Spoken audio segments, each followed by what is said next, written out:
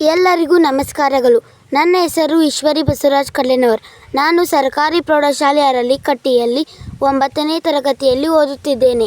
ಇಂದು ನಾವು ದ್ರವ್ಯದ 3 ವಿಧಗಳಾದ ಘನ, ದ್ರವ, ಅನಿಲ ಇವುಗಳ ಸಂಕುಚನ ಅಥವಾ ಸಂಪೀಡನೆಗೆ ಒಳಗಾಗುತ್ತವೆ ಎಂದು ಪರೀಕ್ಷಿಸೋಣ. ಮಾರ್ಗದರ್ಶಕರು PA ಸಾಹೇಬ್ ಖಾನ್. ಈ ಪ್ರಯೋಗಕ್ಕೆ ಆಗುವ ಸಾಮಗ್ರಿಗಳು: 3 ಸಿರಿಂಜ್ಗಳು, ನೀರು ಮತ್ತು ಉಪ್ಪು. ಮೊದಲನೆಯದಾಗಿ ನಾವು ಈ ಪ್ರಯೋಗಕ್ಕೆ ಬೇಕಾದಂಥ ವಸ್ತುಗಳನ್ನು ಸಿದ್ಧಪಡಿಸಿಕೊಳ್ಳೋಣ. ಈಗ ನಾವು ಸಿರಿಂಜಿನ ಹಿಂದಿನ ಇಸ್ಟ್ಗಳನ್ನು ತೆಗೆಯೋಣ. ಅದರಲ್ಲಿ ವಸ್ತುಗಳನ್ನು ಹಾಕಿಕೊಳ್ಳೋಣ. ಮೊದಲನೇ ಸಿರಿಂಜಿಗೆ ಉಪ್ಪನ್ನು ಹಾಗೂ 2ನೇ ಸಿರಿಂಜಿಗೆ ನೀರನ್ನು, 3ನೇ ಸಿರಿಂಜನ್ನು ಖಾಲಿ ಬಿಟ್ಟುಕೊಳ್ಳೋಣ. ಉಪ್ಪು ಹಾಕಿದ ಸಿರಿಂಜನ್ನು ತೆಗೆದುಕೊಂಡಾಗ ನಾವು ಅದನ್ನು ಎಷ್ಟೇ ಪ್ರೆಸ್ ಅದರಲ್ಲಿನ ಉಪ್ಪು ಹೊರಗೆ ಬರಲಿಲ್ಲ.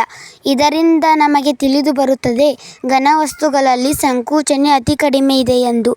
ಎರಡನೆಯದಾಗಿ ನಾವು ದ್ರವ ವಸ್ತುವಾದ ನೀರನ್ನು ಸಿರಿಂಜಿನೊಳಗೆ ಹಾಕಿ ಪ್ರೆಸ್ ಮಾಡಿದಾಗ ಸ್ವಲ್ಪವೇ ಒತ್ತಡ ಹಾಕಿದರೂ ಅದರಲ್ಲಿನ ನೀರು ಹೊರಗೆ ಬರುತ್ತದೆ. ಇದರಿಂದ ನಮಗೆ ತಿಳಿದು ಬರುತ್ತದೆ ದ್ರವ ವಸ್ತುವಿನಲ್ಲಿ ಸಂಕುಚನೆ ಹೆಚ್ಚು.